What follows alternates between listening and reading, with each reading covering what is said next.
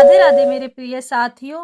बरदराज की कहानी जो अभ्यास से भरी है, जिसे अपने जीवन में हम एक कला, अभ्यास और कड़ी मेहनत के रूप में देखेंगे। बरदराज कोई ऐसा वैसा व्यक्ति नहीं था जिसके बारे में हम इस कहानी में विवरण करेंगे। राधे राधे मेरे प्रिय साथियों। प्राचीन समय में विद्यार्थी गुरुकुल में रहकर ही पढ़ा करते थे। बच्चों को शिक्षा ग्रहण करने के लिए गुरुकुल में भेजा जाता था। बच्चे गुरुकुल में गुरु के सानिध्य में रहकर आश्रम की देखभाल किया करते थे और अध्ययन भी किया करते थे। इसी बीच वरदराज नाम का एक लड़का गुरुकुल में भेज दिया गया। वह आश्रम में अपने साथियों के साथ घुलने मिलने लगा और वह मन लगाकर गुरुकुल में विद्या ग्रहण करने लगा। इसी बीच वरदराज की कहानी प्रारंभ होती, लेकिन वह पढ़ने में बहुत ही कमजोर था। गुरुजी की कोई भी बात उसके बहुत कम समझ में आती, कारण सभी के बीच वह उपहास का कारण बनता जा रहा था। यह देखकर वरदराज बहुत ही दुखी होने लगा। उसके सारे साथी अगली कक्षा में चले गए, लेकिन वो आगे नहीं बढ़ पाया। गुरुजी ने आखिर में हार मानकर बोला, बेटा वरदराज, यहाँ आओ।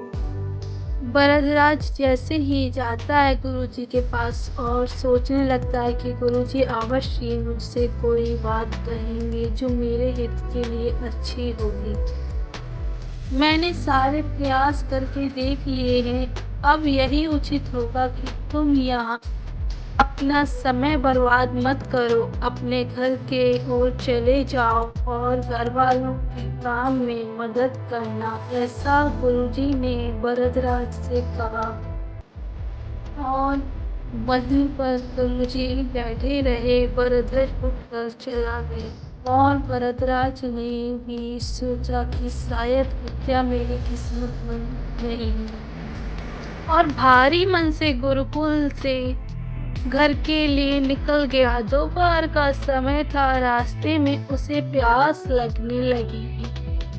उधर देखने पर उसने पाया कि थोड़ी दूरी पर कुछ महिलाएं कुएं से पानी भर रही थी। वह कुएं के पास आया और उसने देखा कि इस कुएं पर तो आश्चर्यचकित बात है। वहाँ पत्थरों पर रस्सी के आने जाने से निशान बने हुए थे। तो उसने महिलाओं से पूछा, यह निशान आपने कैसे बनाए? तो एक महिला ने जवाब दिया, बेटे, यह निशान हमने नहीं बनाए, यह तो पानी खींचते समय इस कोमल रस्सी के बार बार आने जाने से ठोस पत्थर पर भी ऐसे निशान बन जाते हैं। यह सब सुनकर वरदराज सोच में पड़ गया और उसने किया विचार कि कोमल रस्सी से इस पत्थर पर बार बार आने जाने से गहरे निशान बन सकते हैं। अभ्यास से मैं विद्या ग्रहण क्यों नहीं कर सकता? ऐसा सोचकर वरदराज वहां से निकल गया और उत्साह के साथ वापस गुरुकुल आया और सोचने लगा कि मैं यह सब एक सोच के ही मुताबिक करने जा रहा हूँ। और अथक कड़ी मेहनत की। गुरुजी ने भी खुश होकर भरपूर सहयोग किया।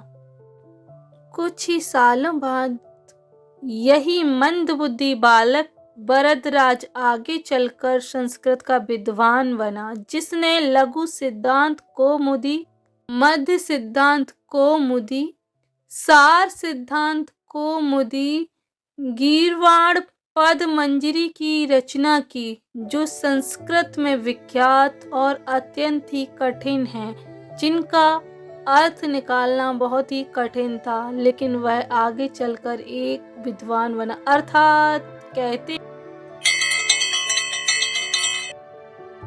अभ्यास करते रहने से कार्य में कुशलता आती है। दोस्तों, अभ्यास की शक्ति का तो कहना ही क्या।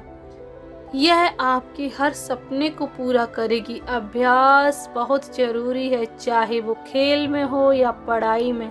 बिना अभ्यास कुछ भी हासिल नहीं कर सकते। अगर आप बिना अभ्यास के केवल किस्मत के भरोसे बैठे रहोगे तो आखिर में आपको पछतावे के सिवा कुछ हाथ नहीं लगेगा। इसलिए अभ्यास के साथ धैर्य, परिश्रम और लगन रखकर आप अपनी मंजिल को पाने के लिए जुट जाएं। यदि वरदराज एक अच्छा विद्वान बन सकता है, तो आप अपने अंदर झांककर एक बार देखिए कि आप कितना होशियार हैं इस वक्त। आप कोशिश कीजिए और आगे बढ़ने का प्रयास कीजिए। मिलते हैं अगली वीडियो में, तब तक के लिए नमस्कार।